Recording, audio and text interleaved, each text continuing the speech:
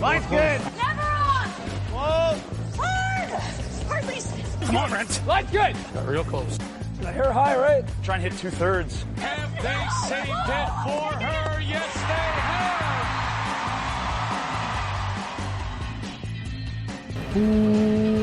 Welcome to Game of Stones, everybody. I am Sean Graham Scott, alongside, as always. Hello, Scott. Sean, we're here.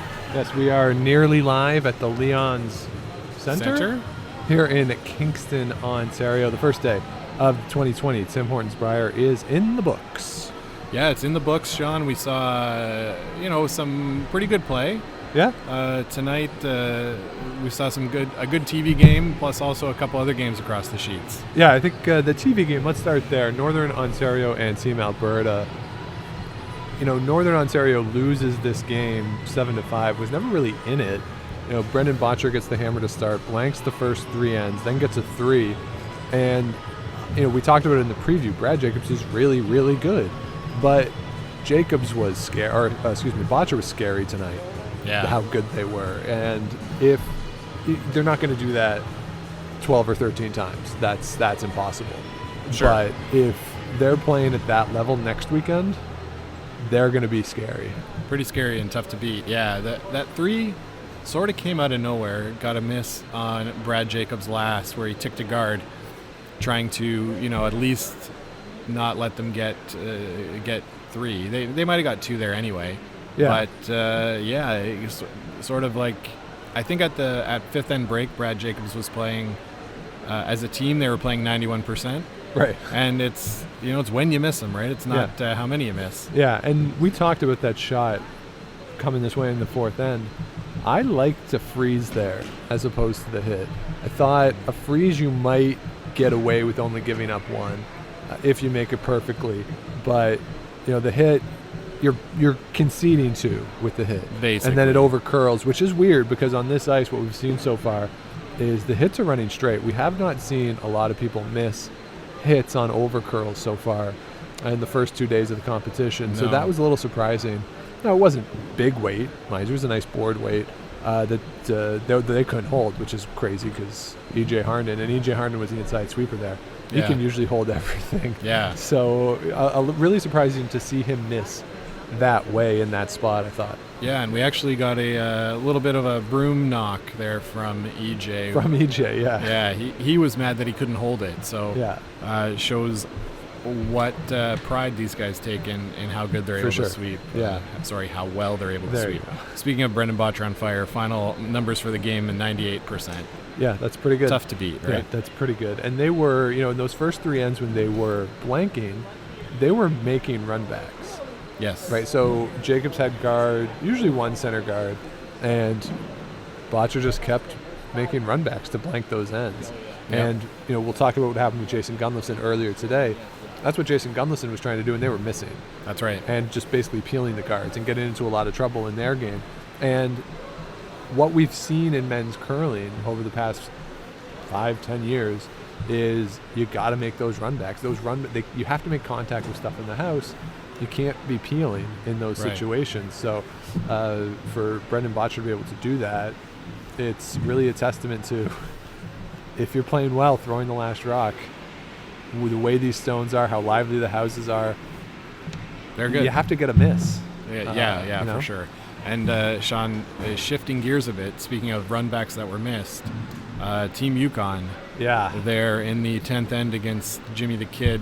The wily veteran finds a way to sneak a few rocks around, and the young Yukon team, they were playing run backs to try and save themselves and missed them the wrong way. Yeah, so I feel personally responsible for this because we tweeted out when they had the 8-5 lead.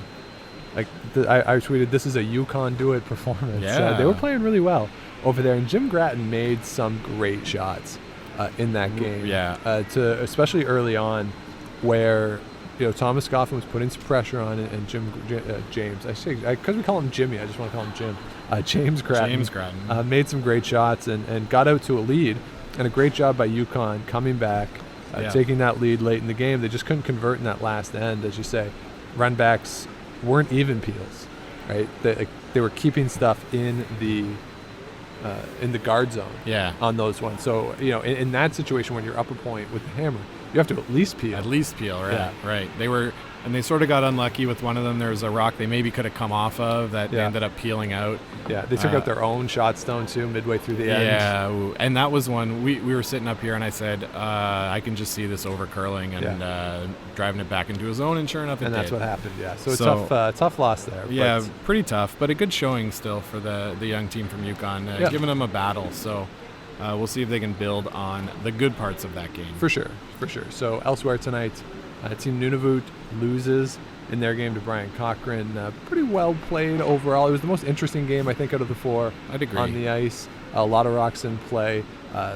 It ends after 8, which was probably good for Team Nunavut. They only had like 5 minutes left on the time clock. That game was going very slowly. I think they were a full end behind. Yeah, everyone else, and both teams were pretty far down in the time clocks. Yeah, so a lot of discussion there in that game. And then the other game is Matt Dunstone falling to Mike McEwen and the Wild Card team. A game that was not overly interesting. It was pretty wide open. Both teams playing pretty cautious, pretty conservatively. And in the last end, Mike McEwen plays a really good, clean end, keeps it wide open, and gets the win. That's right. Only one steal in that game, and that was the difference. So no multiple points there. No, so that was the evening here. You might be able to hear some of the teams are on the ice here, getting ready, practicing for tomorrow. New Brunswick is out on sheet A. Matt Dunstone's the only person who's actually playing the games who is on the ice right now. It's all coaches and fifths and Matt Dunstone, who's out here on B. We have Rick Lang and Lee Toner from Northern Ontario on C, and Pat Jansen and the coach for Alberta, whose name escapes me, which is sad, which it shouldn't, because he's Bartlett. Yeah, Don Bartlett, one of the greatest players we've ever seen for out of Alberta. They're out there too. So a lot going on here. It's pretty cool. I'll tweet out a photo of this. New Brunswick has some cameras. They have sort of 4 phones set up. Looks like. Yeah. I don't know if they're doing timing or just watching. I don't know what's going on, but a pretty cool setup here for New Brunswick. Yeah, that does look pretty cool. So this afternoon we had 4 games. The TV game this afternoon was the traditional opener, Team Canada against the host team in Team Ontario. Definitely a pro John Epping crowd here in Kingston, and they pull out the win over Kevin Cooey. Yeah, Kevin Cooey didn't really look like he was on his game there today. They hadn't played in 43 days a competitive game, was the stat they put on TSN there. And yeah, they really looked like they needed to knock the rust off a little bit. I was looking, and Kevin Cooey seemed to be a bit heavy with his draw weight, especially in the end where Epping was able to get their deuce in 5. It's so not the greatest start for them. I was able to talk to Colton Flash a bit after the game, but I really screwed up, Sean, on my first Your first interview into the scrum. Boy, my phone, I didn't set the settings right, and it just sounds like so. But I did ask him about the ice, and he said, "Yeah, you got to be really true with your hits, with your release. You can't get it too far out, because it will run really, really, really straight." And one of our listeners asked a question about how they were preparing for the event, and he said, it's a little different not going through playdowns, but they did organize an event out at the Glencoe Club, raised some money for charity, and got some competition in against some pretty good players. So that was a good idea by them for a bunch of reasons, to get that level of competition leading up to the Brier here. So exactly. Yeah. So for the rest of the week, Scott will be better on the audio, but well, we'll see. We did talk to him elsewhere across the sheets there. Well, actually, let's go back real quick to Ontario against Team Canada. Ryan Fry spoke to the media after the game. It was his 100th victory as a player in the Brier. First one, of course, as Team Ontario, not to be confused with Team Northern Ontario. And he talked after the game. He was asked about why he has been able to be successful with so many different teams. I think I was one of the first guys to really take the chance to make myself a professional curler, and to do that, it made me have to move to be able to find the best teams and the guys that I was best suited for at that portion or time in my life. So It was more just the ability and willingness to move. So I'm proud that I took the chance to take some pretty big moves in my career, and it's worked out. I've gotten to play with some of the best curlers in the world, and John Epping is no stranger to it. It's great to now be in this part of my career curling with that team. And when you start out an event like this against the defending champs, how big of a boost is it to get that first win? Yeah, it's this field is so deep. It's every year it seems like you're in the Brier and you're like, this field's the toughest. This field's the toughest, and it does. It feels like this field is one of the deepest I've ever played. And when you look down the list, there's so many teams that if you're not perfectly on your game can beat you. But it's definitely satisfying to get that first win against Kevin. They're one of the favorites. They're a great team in this field. So we'll take it and we'll move on to the next game. So there's Ryan Fry talking about his success. Some interesting comments there. Yeah, absolutely. Pretty good. Elsewhere across the sheets, Jason Gunnlaugson makes his debut in a Brier. They fall in their game against Brad Gushue. Really was never in it. Falls down 5-0 early in the game. Mm-hmm. And I mentioned it earlier. They were playing a lot of runbacks, and the runbacks they were missing, and they were just peeling out stones. And they were in a bunch of trouble.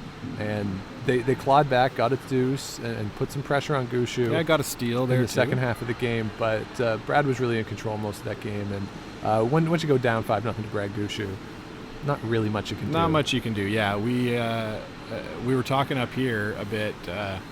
Gunnlaugson looked super, super eager to be playing in his first Brier. He had the broom down, I'd say, about 2 minutes before the umpires gave the signal to play. And he was crouching down. Crouched down. Yeah. He was like all set to call his first shot at the Brier. Really into it. So, he'll be hoping for a little bit better next time. Yep. Which is fine. Yeah.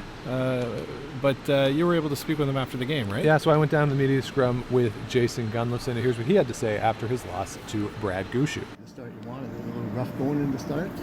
Yeah, not the start we were looking for. We didn't have a very good first couple ends, and we actually got a break. We had an opportunity for hope for a 3-3, which obviously made things different, but it was going to always be a little high risk, and I didn't throw a very good rock. So then we're down a bunch to a really good team, and just we got comfortable with the ice. We did a lot of the things we needed to do, but we had a lot of pressure on in 7, and he made a wonderful shot to kind of put the game out of reach. So what are the positives you take out of that? Just like we really started making a lot of draw shots because we were forced to, and played really, really well, I thought, in the second half of the game. Not so much in the first. So I think it's more just learning the ice. We know it's a long week. We know that it was kind of the perfect matchup. It's probably our worst matchup on paper is Brad's team, and they played great. So if you're gonna come out a little flat early, that's the team to do it against probably in a round robin. So hopefully we can bounce back tomorrow with a good game.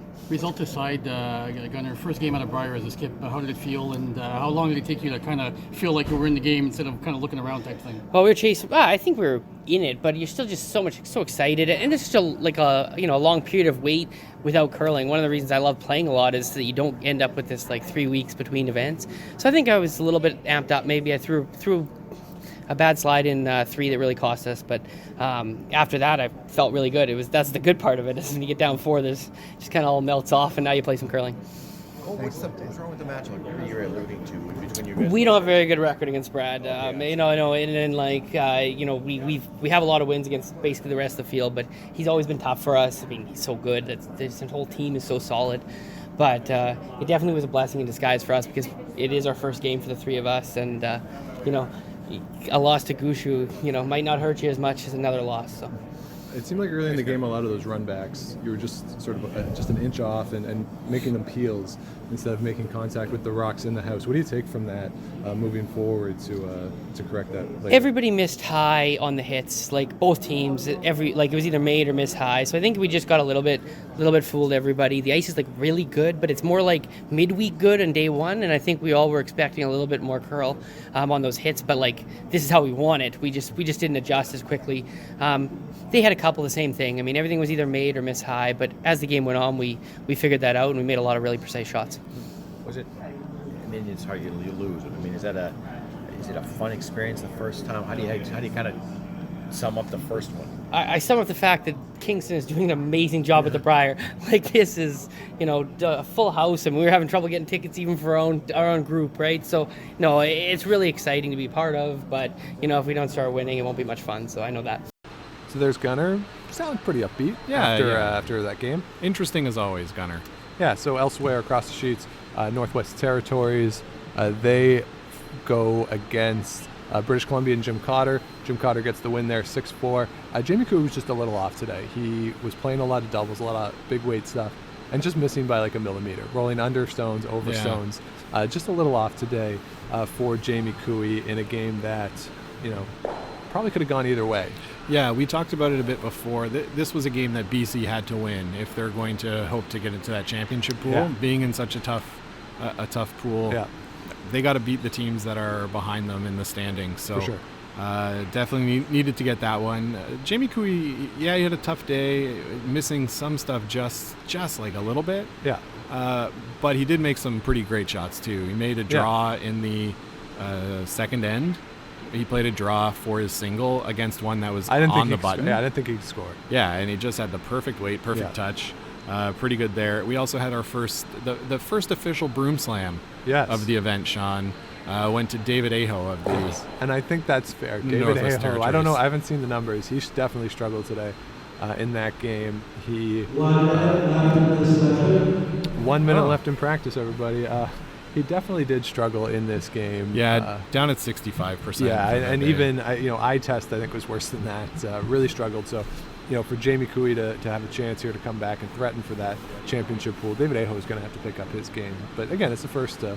Yeah, for and sure. Everyone's learning. So the other game on the sheet this afternoon, Quebec and Nova Scotia. Jamie Murphy played really well in this game. Gets a 10-3 win. They were in control most of the game. But I think, Scott, the story was Team Quebec, a fan favorite this afternoon. Yeah. Definitely got the loudest cheers out of, even over Team Ontario. Yeah, they had basically, they were playing on Sheet D, and they had the whole side of the arena of Sheet D were basically cheering for Quebec. They had a huge sign that their fans brought. Yeah, and they even spelled it correctly once. Yeah. There was a big cheer. They were trying to get one just over the hog line. Yeah. And they managed to get it.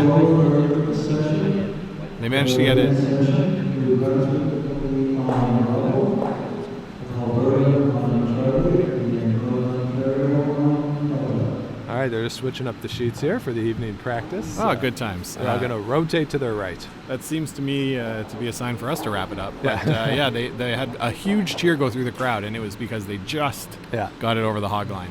Yeah, four young guys, first time here. Yeah, definitely cool to see the reaction that they got from the crowd. So we'll see if that keeps up over the weekend. And Gunnar said it too in the scrum. Great job by Kingston today. Kingston, there was some chatter on Twitter last night, like, why isn't the building more full?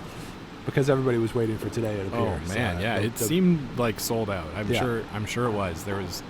Our parents tried to get some tickets and couldn't even sit together this afternoon. So really, really great job by Kingston.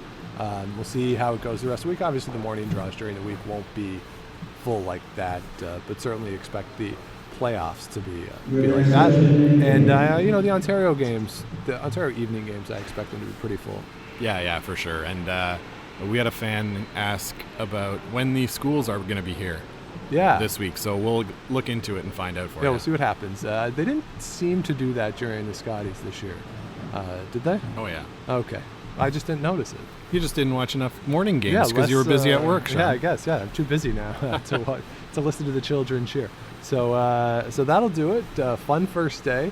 Ice seems in really good shape. Lots of curl here, straight on the hit. Seems like the players are starting to pick it up. A lot cleaner first day than what we've seen in years past. So credit to the ice maker, credit to the players too in the Calibro field that we have here as well. So that's it for day one of the 2020 Brier from Kingston. We'll be back with you again tomorrow night, perhaps from these two spots here at the Leon Center. But until then, keep your brooms on the ice and don't dump that insert. Make the final.